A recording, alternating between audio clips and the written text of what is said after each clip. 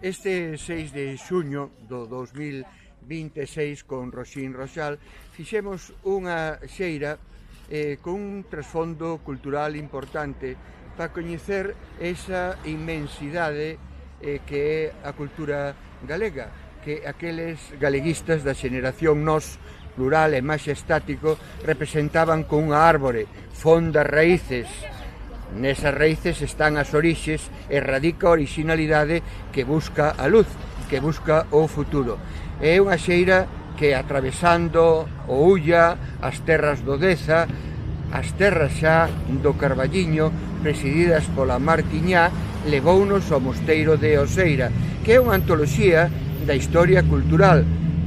cando aqueles reis do século XI e XII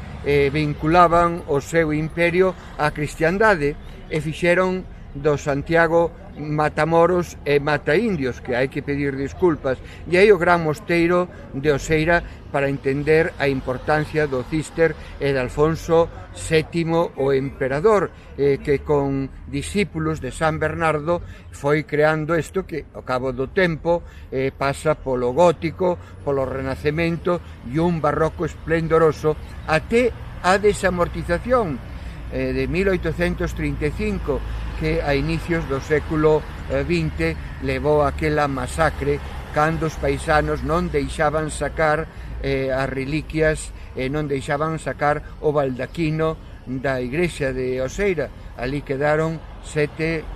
mortos por disparos da Guardia Civil e incluso unha muller embarazada, non? Bueno, isto valeunos para comprender as teorías galeguistas e arquitectónicas de Antonio Palacios, non? Que fai o Templo de Veracruz que visitamos, e el dicía que a orixen da súa arte estaba precisamente en Oseira, o mundo das pedras, a arte dos canteiros e unha simbiose das arquitecturas históricas do Camiño de Santiago e de Galicia. Iso é o que significa a Veracruz, unha búsqueda do lugar de concentración que é onde está o altar, todo un ascesis, un camiño a través de arcos, unha magnífica lección do saber da pedra e da cantería de Galicia. E logo pola tarde, que en resume todo isto, é a casa museo do Otero Pedrallo,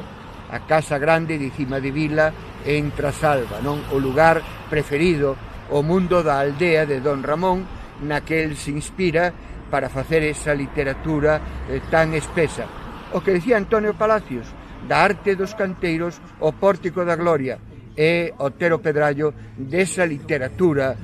das aboas de antes, recrear todo un mundo de realismo e de retranca e de maxia, de tanto que hai que rescatar, e a influencia desas paisaxes de Trasalba na paisanaxe, e concretamente en Don Ramón Otero Pedrallo, ese panteísmo céltico e cristiano que todo galego leva dentro de si, un xeito de interpretar e de vivir coa naturaleza, e se lle falta, pois ven a morriña e unha constante loita por buscar paraísos perdidos á espera do seu rei Arturo, non? Galegui...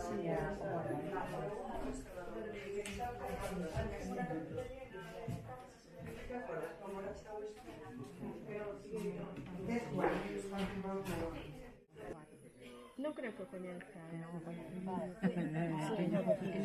Teresa, ahora te escribir para aquí.